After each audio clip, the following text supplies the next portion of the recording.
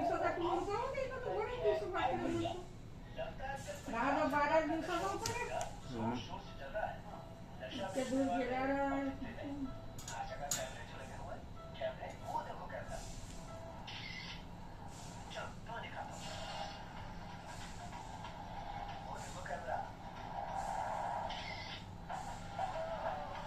जो प्रसाद आहे लाडवाचा तो खाऊन घेणार. आणि एक दिवस एक लाडू करून एवढा खाल्ला मी. तोही खाऊ शकतो, पण म्हटलं नाव काढलं तुम्हाला त्याला तर देतच नाही म्हणून त्यांचा तो वापर केला.